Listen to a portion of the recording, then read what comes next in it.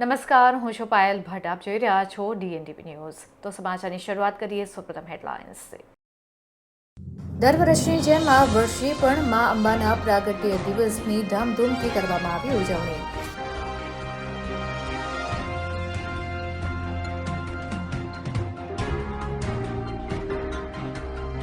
Sir Sayajirao diamond jubilee day નિમિત્તે મહારાજા સયાજીરાવ યુનિવર્સિટીમાં માલ્યાર્પણ સમારોહ યોજવામાં આવ્યો.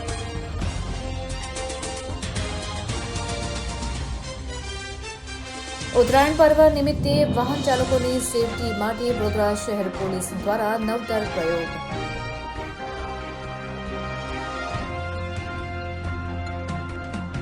હવે જોઈએ સમાચાર વિગતવાર. મા અંબાના પ્રાગટ્ય દિવસને લઈને મા અંબાના ધામ એવા અંબાજી ખાતે ભવ્ય ઉજવણી કરવામાં આવી હતી. દર વર્ષની જેમ આ વર્ષે પણ મા અંબાનો પ્રાગટ્ય દિવસ ધામધૂમથી ઉજવવામાં આવી રહ્યો છે. અંબાજી શક્તિ દ્વાર ખાતે આરતી કર્યા બાદ શોભાયાત્રા નીકળી હતી, ત્યારે બહોળી સંખ્યામાં ભક્તો શોભાયાત્રામાં જોડાયા હતા. મા અંબા ગજરાજ પર સવાર થઈને નગરની યાત્રાએ નીકળ્યા હતા. શોભાયાત્રામાં હાથી, ઘોડા, તોપ, બગી, બેન્ડ બાજા, શાકંભરી, રથ, જ્યોત સહિત અનેક ઝાંખીઓ આકર્ષણનું કેન્દ્ર બની હતી. પ્રાગટ્ય દિવસને લઈને અંબાજી મંદિરમાં 2 દિવસ સાંસ્કૃતિક કાર્યક્રમનું આયોજન કરવામાં આવ્યું છે, ત્યારે ઠેર ઠેર આ શોભાયાત્રાનું હર્ષભેર સ્વાગત કરવામાં આવ્યું હતું. નિજ મંદિરમાં વિવિધ કાર્યક્રમોની સાથે જ બ્રાહ્મણો દ્વારા મંત્રોચ્ચાર સાથે હોમ હવનનું પણ આયોજન કરવામાં આવ્યું છે. ત્યારે બોલ માળી અંબે, જય જય અંબેના નાદથી મા અંબાનું ધામ ગુંજી ઉઠ્યું હતું.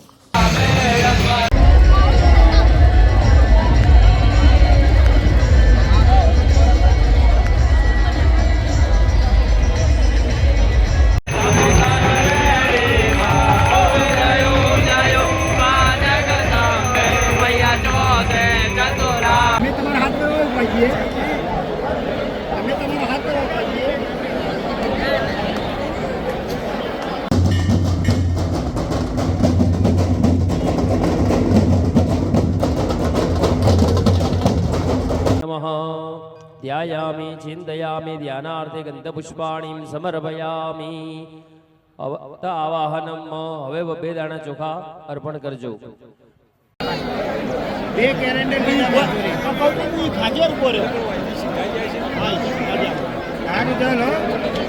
મહારાજા સયાજીરાવ યુનિવર્સિટીમાં sir Sayajirao diamond jubilee day નિમિત્તે માલ્યાર્પણ કાર્યક્રમ યોજવામાં આવ્યો હતો.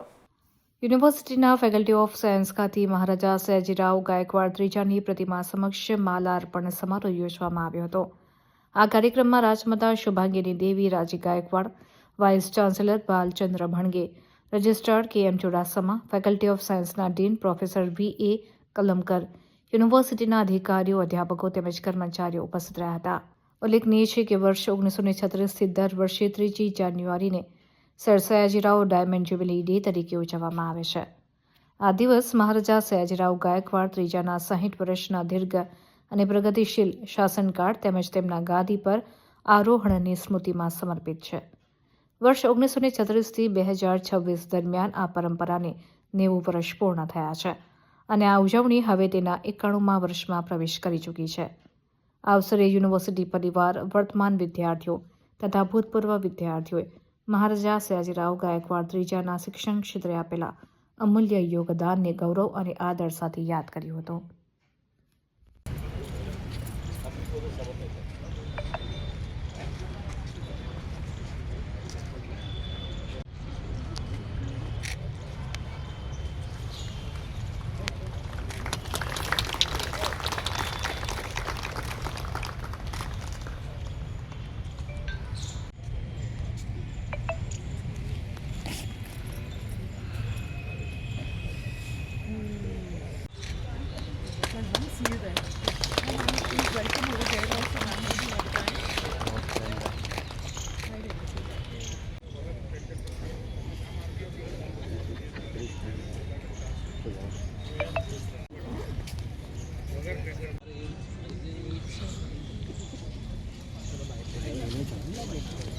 આજે 3 તારીખ જાન્યુઆરીના દર વર્ષે મહારાજા સયાજીરાવનું ડાયમંડ જ્યુબલીનો દિવસ હતું. એટલે દર વર્ષે અમે મહારાજા સયાજીરાવ યુનિવર્સિટીમાં ખાસ સાયન્સ ફેકલ્ટીમાં જે એટલું સુંદર અહીંયા એમનું પ્રતિમા મૂકેલું છે ત્યાં હાર પહેરવાનો કાર્યક્રમ દર વર્ષે ચાલે છે. એટલે આજ એ દિવસ છે તો બધા અમારા ફેકલ્ટીના ડીન્સ, ફેકલ્ટી મેમ્બર્સ બધા મહારાજા સાહેબની પ્રતિમાને હાર પહેરાવવા આવ્યા છે. તો એના આજના સુંદર અવસર મને પણ બધાને મળવાનું થાય છે. તો હું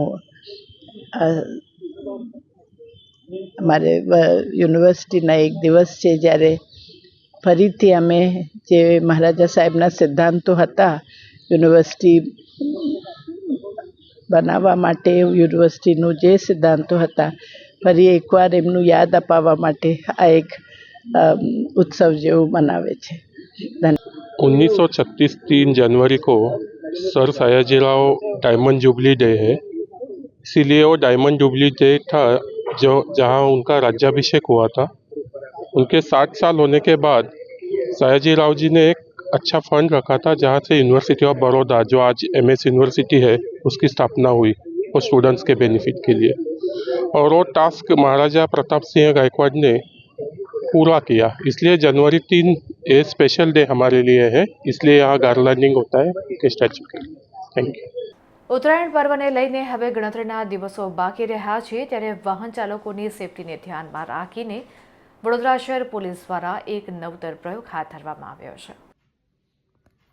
મકર સંક્રાંતિના પર્વને લઈને હવે ગણતરીના દિવસો બાકી રહ્યા છે ત્યારે આ પર્વ માતમમાં ન ફેરવાય તે માટે વડોદરા શહેર પોલીસ આગળ આવી છે. વડોદરા શહેરના પોલીસ કમિશનર નરસિંહ કુમારના માર્ગદર્શન હેઠળ વડોદરાના વાહન ચાલકોની સુરક્ષાને ધ્યાનમાં લઈ સયાજગંજ ટ્રાફિક પોલીસની કચેરી ખાતે વાહન ચાલકોને ઉત્તરાયણ પર્વ નિમિત્તે સેફટી ગાર્ડ લગાવવામાં આવ્યા હતા.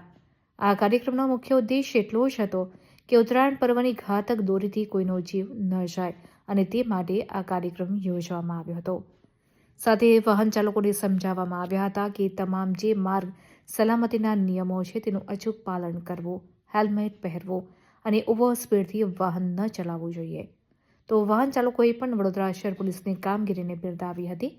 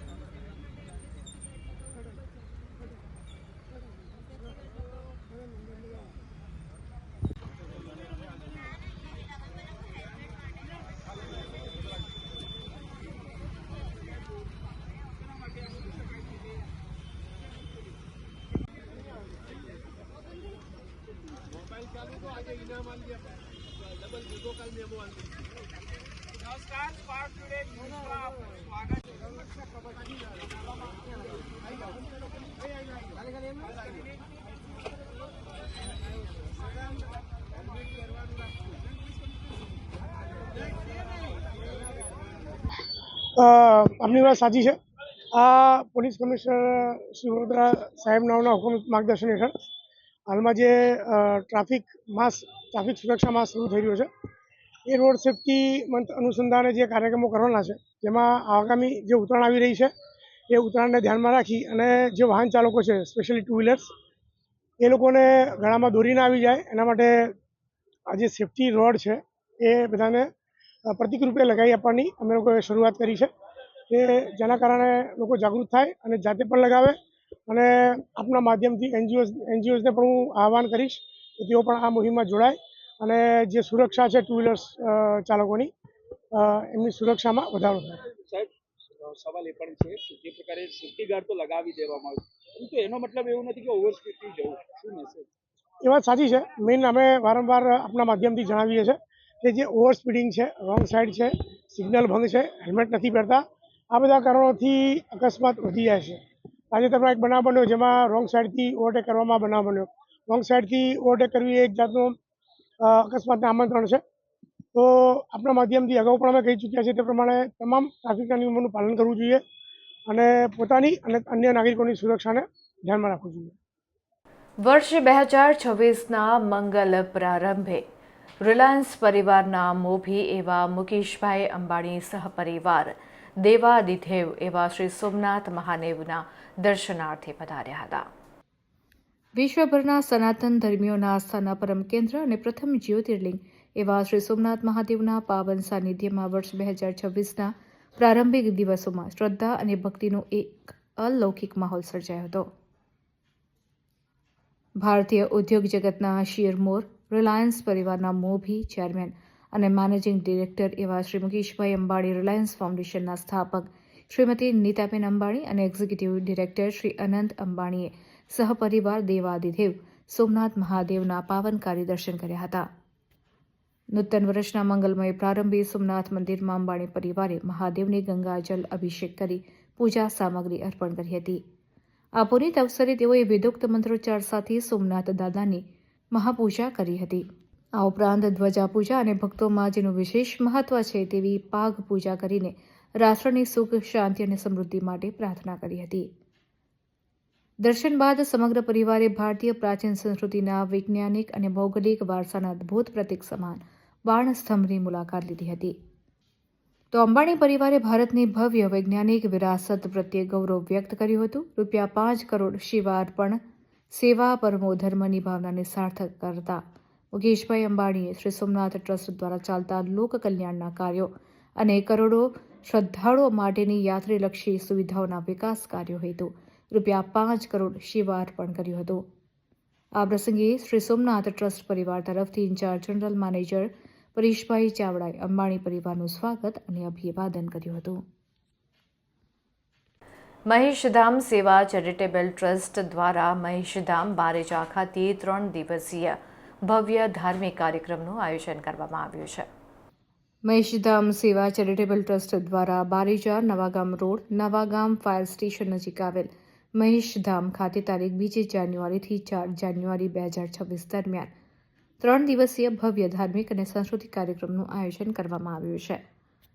આ કાર્યક્રમના પ્રથમ દિવસે પોથયાત્રા તેમજ નવનિર્મિત હોલ અને અતિથિ નિવાસનું લોકાર્પણ કરવામાં આવ્યું હતું. બપોરે પ્રખ્યાત પ્રવચનકાર જયા કિશોરીજીનું નાની બાઈ કી માયરે કી કથાનું ધાર્મિક પ્રવચન પણ યોજાયું હતું. 3 દિવસના કાર્યક્રમ અંગે ગિરીશભાઈ રાઠી, કાર્યકારી અધ્યક્ષે માહિતી આપી હતી. સાથે જ પૂજ્ય દંડી સ્વામી શ્રી જીતેન્દ્રાનંદ સરસ્વતી, રાષ્ટ્રીય મહામંત્રી, અખિલ ભારતીય સંત સમિતિ, જનરલ સેક્રેટરી, ગંગા મહાસભા વારાણસી વગેરે ઉપસ્થિત રહ્યા હતા. તો પ્રથમ દિવસે મહેશ્વરી સમાજના આશરે 5,000 લોકોએ હાજરી આપી હતી. પ્રથમ દિવસે મહેશધામ ખાતે પવિત્ર પોથયાત્રાનું આયોજન કરવામાં આવ્યું.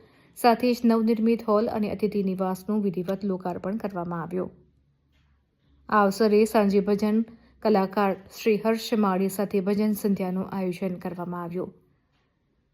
કાર્યક્રમના બીજા દિવસે એટલે શનિવારના રોજ જાણીતા વક્તા અને પ્રેરક વ્યક્તિત્વ સાઈરામ દવેનો વિશેષ કાર્યક્રમ યોજાશે. સાથે બાબા નંદલાલજીની પણ વિશેષ ઉપસ્થિતિ રહેશે. આ દિવસ દરમિયાન ધાર્મિક તથા પ્રેરણાદાયક કાર્યક્રમો યોજાશે, જેમાં મોટી સંખ્યામાં શ્રદ્ધાળુઓ જોડાશે તેવી અપેક્ષા છે. તો ત્રીજા દિવસે એટલે કે અંતિમ દિવસે મુખ્ય અતિથિઓ દ્વારા ભામાશાઓનું સન્માન પણ કરાશે. આ અવસરે જય વસાવડાની વિશેષ ઉપસ્થિતિ રહેશે. તેમજ જયા કિશોરીજી ફરી એકવાર પોતાના પ્રેરણાદાયક ધાર્મિક પ્રવચન દ્વારા ભક્તોને માર્ગદર્શન આપશે. 3 દિવસીય આ સમગ્ર કાર્યક્રમ મહેશધામના આધ્યાત્મિક અને સાંસ્કૃતિક ઉદ્દેશોને વધુ મજબૂત બનાવશે. આસપાસના વિસ્તારોમાંથી મોટી સંખ્યામાં ભક્તો અને શ્રદ્ધાળુઓ આ કાર્યક્રમમાં જોડાશે તેવી અપેક્ષા છે. જય મહેશ. તમે બધા લોકો જે આજે પ્રાંગણમાં આવ્યા છો એ ધાટ મહેશ્વરી સમાજ અને મહેશધામ સેવા ચેરિટેબલ ટ્રસ્ટ દ્વારા નિર્મિત 27 વીઘામાં એક અનોખું ભગવાન શંકરનું વિશાળ મંદિર છે. એની સાથે અહીંયા રહેવા માટે 200 થી વધારે રૂમો છે અને 3 મોટા હોલ. આ એક સંસ્થા બહુ ઉપયોગી સંસ્થા બની રહી છે, જે અમદાવાદની નજીક બહુ જ મોટી સંખ્યામાં લોકોના ભવિષ્યને ધ્યાનમાં રાખી અને નિર્માણ કરેલ છે. નવો જે રિંગ રોડ પડી રહ્યો છે ત્યાંથી લગભગ 1 કિલોમીટરના અંતરે આ સંસ્થા આવેલી છે.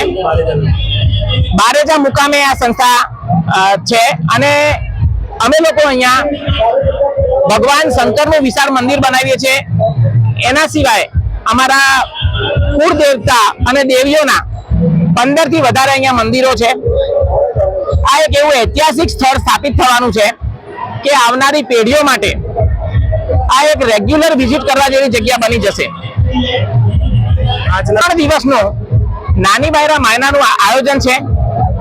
શ્રી જયા કિશોરીજીના મુખારવિંદે 3 દિવસ અમે લોકો અહીંયા કથાનું આયોજન કરેલ છે અને એમાં ખૂબ મોટી સંખ્યામાં આજે પહેલો દિવસ છે. લગભગ 4 થી 5,000 લોકો આજે અહીંયા મોટી સંખ્યામાં ઉમટ્યા છે અને અમારો અહીંયા આજે પોથી યાત્રાનો વિશાળ પ્રોગ્રામ છે. અમારી એવી અપેક્ષા છે કે રવિવાર જે ત્રીજો દિવસ છે અને પૂર્ણાહુતિનો દિવસ છે એ દિવસે લગભગ 8 થી 9,000 લોકો ગુજરાત, રાજસ્થાન, મહારાષ્ટ્રના ખૂણે ખૂણેથી અહીંયા પધારશે. મારું નામ મનીષ હેમરાજભાઈ રાઠી છે. મારી સાથે કેશવભાઈ છે, મારી સાથે દીપકભાઈ છે. ઓલ ઓવર ગુજરાત, રાજસ્થાનથી, દુનિયાભરથી લોકો આજે મહેશધામના પ્રસંગમાં પધારેલ છે. પાવન અવસર જે અહીંયા ઓછામાં ઓછી લગભગ આજે 5 થી 6,000 પબ્લિક ભેગી થઈ છે. વક્તા કોણ છે? આ કાર્યક્રમ 2, 3, 4 જાન્યુઆરી મેઇન પ્રવક્તા છે જે અમારા જયા કિશોરીજી છે. 3 દિવસમાં અમારી અપેક્ષા મુજબ લગભગ રાઉન્ડ ધ ક્લોક 15,000 થી ઉપર પબ્લિક આવીને જશે. બરોબર છે. તમામની રહેવાની જે ગુજરાતના અમદાવાદ છોડીને બહારથી આવેલા છે, રાજસ્થાનથી આવેલા છે અને કેવો અમદાવાદ સિવાય કોઈની વ્યક્તિ આવેલા છે બહારથી, એમની ઉતરવાની ઉત્તમ સગવડ મહેશધામ ટ્રસ્ટ દ્વારા કરવામાં આવી છે. જમવાની વ્યવસ્થા ઉચ્ચ સ્તરની છે અને જેટલું બી જે બી આવશ્યક નીડેડ છે એ બધી જ વસ્તુ મેડિકલની ઇક્વિપમેન્ટ સાથે અમારી ટીમો બધી ખરા ભાગે તૈયાર છે 24/7. કથાનો સમય બપોરે 3 વાગ્યાથી સાંજે 7 વાગ્યા સુધી રહેશે અને એનું મેઇન સ્થળ અમારું જે મેઇન હોલ છે એ રહેશે અને એના સિવાય બહાર જે તમે વ્યવસ્થા જોઈ શકો છો. વડોદરા શહેરના ફતેગંજ વિસ્તારમાં આવેલ એક મોલમાં પ્રતિભાશાળી કલાકાર દ્વારા ફોટોગ્રાફી એક્ઝિબિશનનું આયોજન કરવામાં આવ્યું હતું. જય વર્મા એક પ્રતિભાશાળી કલાકાર છે જે રંગની નાટકીય સમજને અસાધારણ વિગતો સાથે જોડે છે. તેમની કલાત્મક શૈલીમાં પ્રકાશ પર ધ્યાન કેન્દ્રિત કરીને બોલ્ડ અને તેજસ્વી રંગોના વિશિષ્ટ અને સૂક્ષ્મ રીતે પ્રસ્તુત ઉપયોગ સાથે અનોખા વાસ્તવિકતાનું મિશ્રણ કરવામાં આવ્યું છે. જય તેમના પરિવારની ઘણી પેઢીઓથી ચાલતી કલાત્મક પરંપરા, કૌશલ્ય અને પ્રતિષ્ઠાની સમૃદ્ધ પરંપરા ધરાવે છે, જેમાં તેમના પરદાદા રાજા રવિ વર્મા અને તેમની માતા રૂકમણી વર્માનો સમાવેશ થાય છે. કારણ કે તેઓ યાદ રાખી શકે છે માનવતાવાદી વાસ્તવિકતા અને તેની અંતર્ગત કવિતા તેમના માટે સતત પ્રેરણા સ્ત્રોત રહી છે. જયની કુશળતાએ તેમને 2000માં બર્મિંગહામ, મિશિગનમાં આયોજિત 8મી આંતરરાષ્ટ્રીય રંગીન પેન્સિલ સ્પર્ધામાં પ્રતિષ્ઠિત સેનફોર્ડ એવોર્ડ ફોર એક્સેપ્શનલ મેરિટ અને 2003-4માં મિડ મિશિગન આર્ટ ગિલ્ડ દ્વારા આયોજિત આંતરરાષ્ટ્રીય કલા અને શિલ્પ પ્રદર્શનમાં બેસ્ટ ઇન શો એવોર્ડ જીત્યો.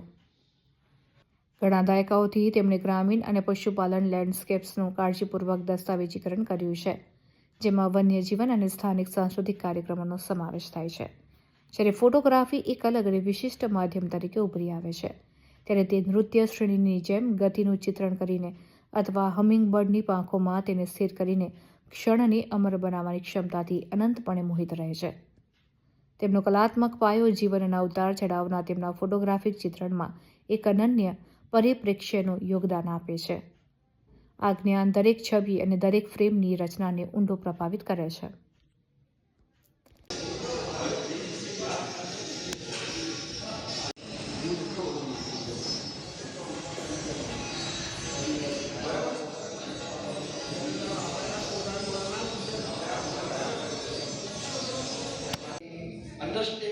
principle of realism, Germany, where he developed the techniques using graphite on paper and charcoal on canvas.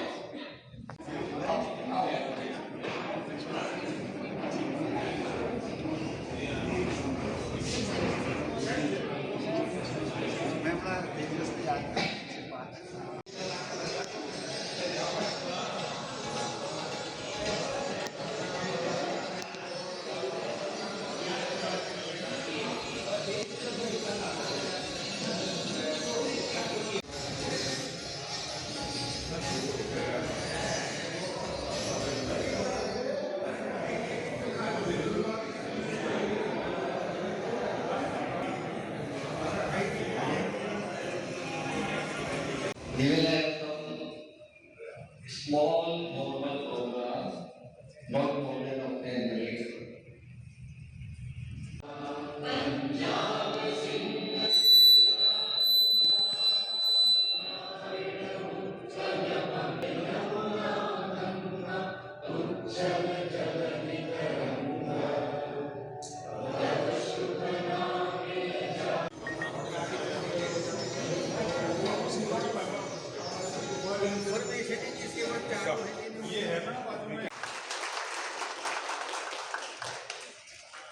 Mr. Dipen Khada is a civil engineer by qualification and a percentage.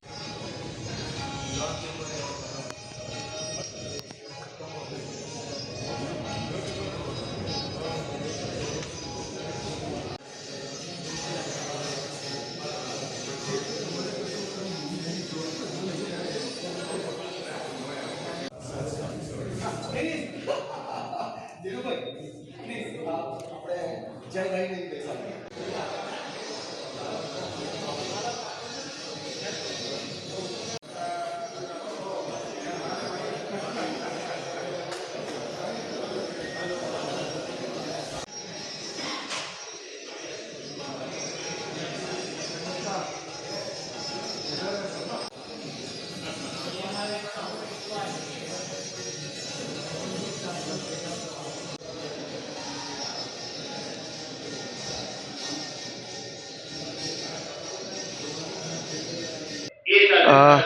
Thank you વિજયભાઈ, ripple art gallery અને આ બધા photographer association and triple ID to involve me in this inauguration. Raja Ravi વર્માના great grandson Jay વર્માની ફોટોગ્રાફીનું આ exhibition એક માણવાલાયક અને જોવાલાયક એક ફ્રેમો છે. તો મારી રિક્વેસ્ટ છે બધા આર્ટ લવર્સ, ફોટોગ્રાફી લવર્સ અને બરોડાના નાગરિકોને કે એકવાર આવીને એમના જે ઇમોશન જે એમણે કેચ કર્યા છે એને જોવા જોઈએ, માણવા જોઈએ અને એપ્રિશિએટ કરવા જોઈએ. Thank you. વડોદરા શહેરની ગોત્રી મેડિકલ હોસ્પિટલની બેદરકારીને કારણે આ હોસ્પિટલ ફરી એકવાર વિવાદમાં આવી છે. વિવાદમાં એમ છે કે મિતુલભાઈ વાઘેલાના પિતાજીને હાર્ટ એટેક આવ્યો હતો અને હાર્ટ એટેકને લઈને તેઓએ ગોત્રી મેડિકલ ખાતે સારવાર દરમિયાન તેઓને લાવવામાં આવ્યા હતા. મિતુલભાઈના પિતાને આઈસીયુમાંથી જનરલ વોર્ડમાં દાખલ કરવામાં આવ્યા હતા અને ત્યાં તેમને બેડનો અભાવ જોવા મળ્યો હતો. આ સંદર્ભમાં મિતુલભાઈ વાઘેલાએ ગોત્રી મેડિકલના આરએમઓ અને ગોત્રી મેડિકલના સુપ્રિન્ટેન્ડન્ટ તેમજ ગોત્રી મેડિકલ સીએમઓને રજૂઆત કરી હતી. આ સંદર્ભમાં મિતુલભાઈ વાઘેલાએ DNTVના ન્યૂઝના માધ્યમથી જણાવ્યું હતું કે ગોત્રી મેડિકલની આ બેદરકારી જે છે તે સામે આવી છે અને પોતાનો રોષ વ્યક્ત કર્યો હતો.